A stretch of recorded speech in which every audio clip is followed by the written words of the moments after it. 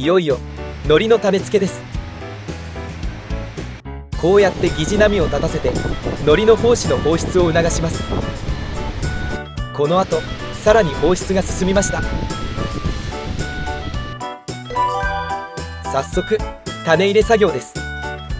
今年から全部この機械でカキ殻を入れました。時間かかるだろうから午前11時から開始。だいたい5500枚くらい。海水がここから出るように急遽作ってみました。袋にも簡単に海水を入れれるみたいです。休憩しながら午後6時半まで時間がかかっちゃいました。だいたい午後7時半くらい。もうみんな積み終わってるみたいやね。積み込みどべっこでした。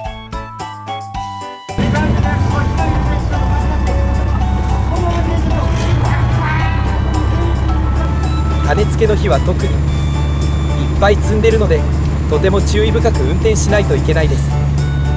マジ危ないです。いい積み方を見つけたんで今度はもっと安全になるでしょう。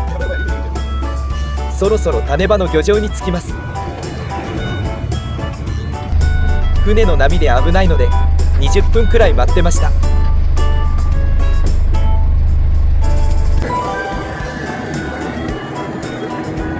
波が落ち着いたので早速張り込んでいきます。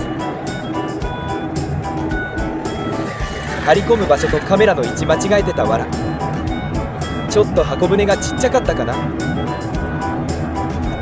網を張り込んでいくと網が波を抑え込んでくれてほとんど波が立たなくなります。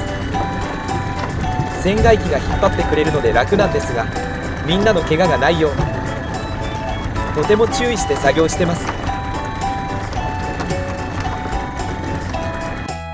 無事張り込み完了です。とりあえず一安心。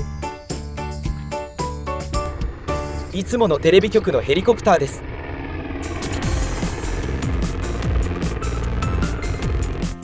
おみきは大量願って金粉入りにしました。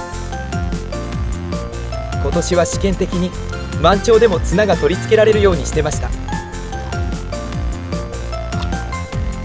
カキ殻の袋に空気が入ってるのでちゃんと沈めたりもします。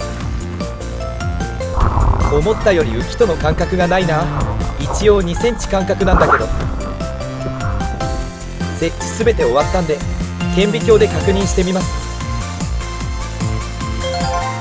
海苔の胞子がいい感じでついてたので携帯水中ポンプを設置して早速カキ殻を外していきます。うちではハサミで端を切って落としてます。船外機が箱舟を押してくれるので次々と切っていくだけです。途中切り残しがないか確認しながら進んでいきます。ベス君から教えてもらった携帯水中ポンプ。水が溜まったら自動で電源入ってとても便利でした。この日は全体の約3分の1を切り落として残りは次の日にしました。潮が引いてるんで切りやすいです。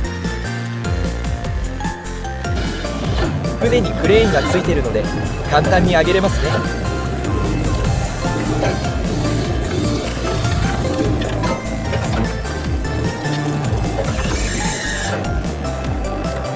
もうちょっと下げてって言ってます。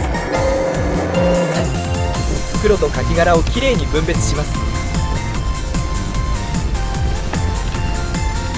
カキ殻分類し終わったら潮が引いて海に入れるようになってました。結構風が強かったので網は乾ききってしまうでしょう。今が干潮です。今年はこのくらいの高さにしてみました。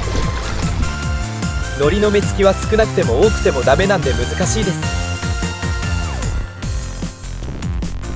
潮が満ちてきたので箱舟を置いて帰ります。こうやって海苔の一大イベントが無事終わりました。